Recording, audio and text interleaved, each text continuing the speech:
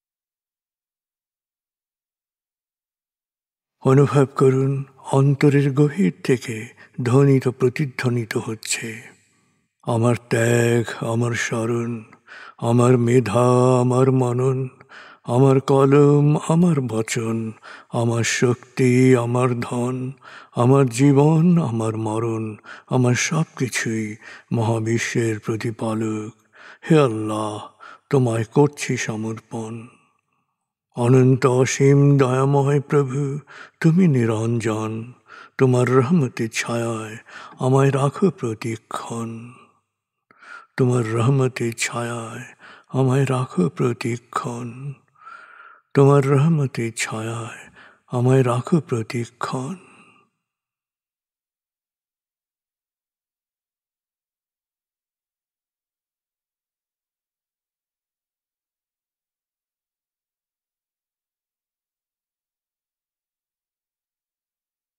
নিজের সব কিছু স্রষ্টায় সমর্পিত করতে পারায় গভীর আনন্দ অনুভব করুন।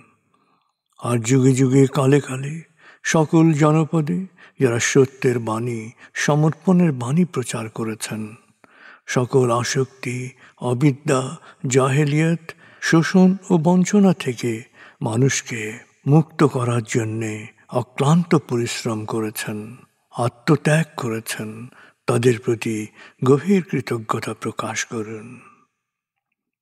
সকল নবী রসুল, বাণীবাহক, বিশেষভাবে প্রিয় নবী হজরত মোহাম্মদ সাল্লাল্লাহু আলাইহি ইসলামের প্রতি গভীর গভীর কৃতজ্ঞতা প্রকাশ করুন।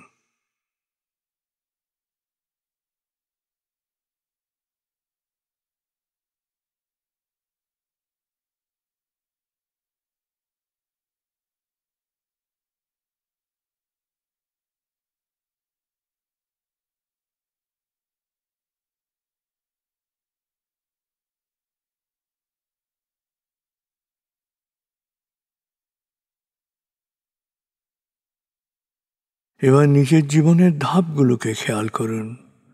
জীবনের প্রতিটি ধাপে যাদের কাছ থেকে উপকৃত হয়েছেন তাদের কথা এক এক করে মনে করুন, তাদের প্রতি গভীর কৃতজ্ঞতা প্রকাশ করুন।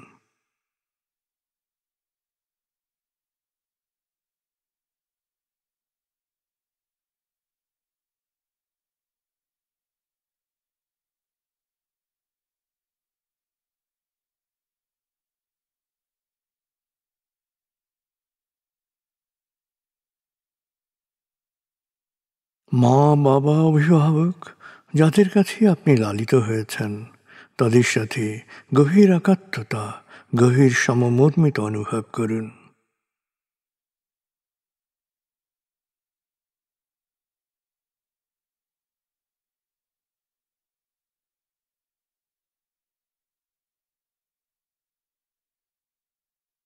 তারা কোনো রোগ ব্যাধি বা বয়সজনিত অক্ষমতায় আক্রান্ত হয়ে থাকলে তারা শৈশবে যে মমতায় আপনাকে লালন করেছেন একই মমতায় তাকে লালন করুন।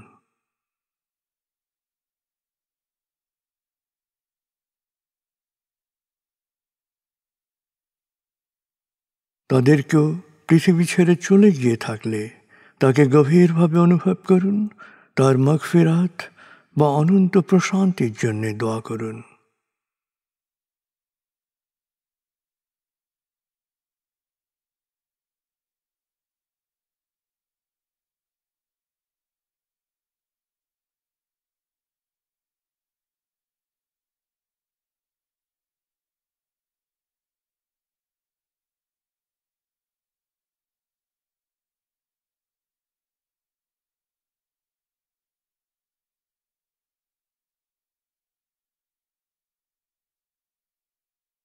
স্বামী, স্ত্রী, ভাই, বোন, ছেলে, মেয়ে, আত্মীয় স্বজন, প্রতিবেশী এবং আত্মার আত্মীয় যারই যে কোনো শারীরিক মানসিক কষ্ট থাকুক, দুঃখ থাকুক, যন্ত্রণা থাকুক, এক এক করে তাদের দুঃখ, কষ্ট, যন্ত্রণা, অশান্তি খেয়াল করুন। এক এক করে তাদের দুঃখ, কষ্ট, যন্ত্রণার সাথে সমমর্মিত অনুভব করুন। হৃদয়ের গভীর থেকে তাদের জন্যে প্রার্থনা করুন। এক এক করে সময় নিয়ে প্রার্থনা করুন।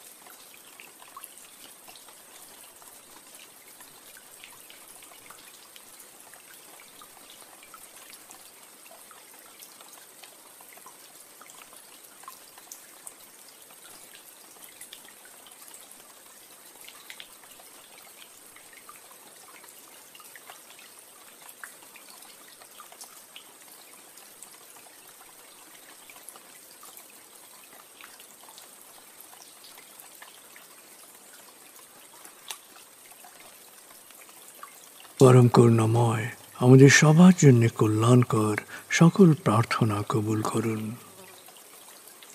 আমিন।